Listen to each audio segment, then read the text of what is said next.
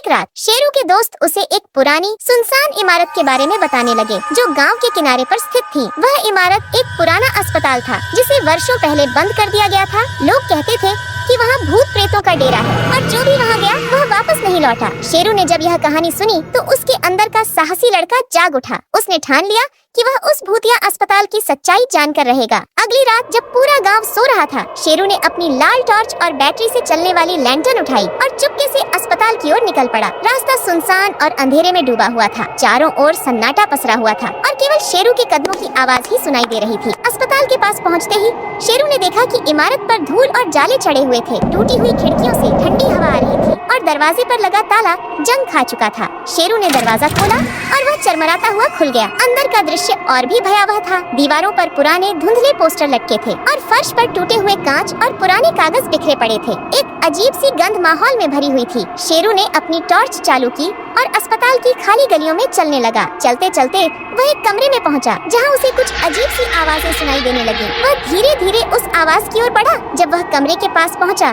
तो उसने देखा कि एक पुरानी व्हीलचेयर अपने आप हिल रही थी, मानो कोई अदृश्य ताकत उसे चला रही हो। शेरू का दिल तेजी से धड़कने लगा, लेकिन उसने हिम्मत नहीं हारी। उसने कमरे में कदम रखा और तभी एक जोरदार आवाज के साथ कमरे का दरवाजा बंद हो गया। शेरू ने पीछे मुड़कर देखा, लेकिन वहाँ कोई नहीं था। अचानक कमरे की दीवारों पर खून से सने हाथों के निशान उभरने लगे और एक भयानक चीख पूरे कमरे में गूंज उठी। शेरू ने खुद को शांत रखने की कोशिश की और अपनी टॉर्च को दीवारों की तरफ घुमाया। तभी उसने देखा कि एक काले साए जैसी आकृति धीरे धीरे उसके पास आ रही है। वह आकृति एक पुराने डॉक्टर की वर्दी पहने हुए थी और उसके चेहरे पर एक भयानक मुस्कान थी। डॉक्टर का चेहरा बुरी तरह विकृत था और उसकी आंखें शेरू पर गड़ी थीं। डॉक्टर की आवाज गूंज उठी, तुम यहाँ क्या कर रहे हो?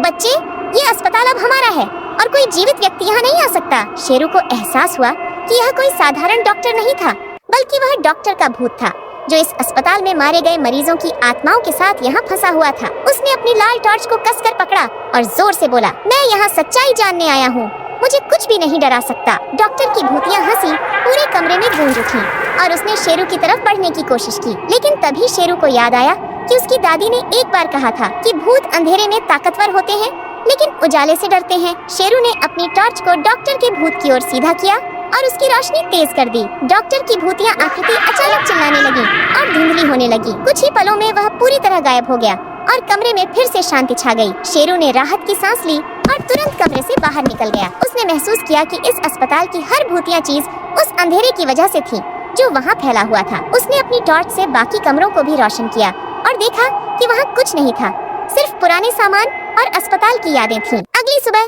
शेरू गांव लौटा और उसने सबको अस्पताल की सच्चाई बताई और उसकी बहादुरी के लिए वीडियो को लाइक और चैनल को सब्सक्राइब किया।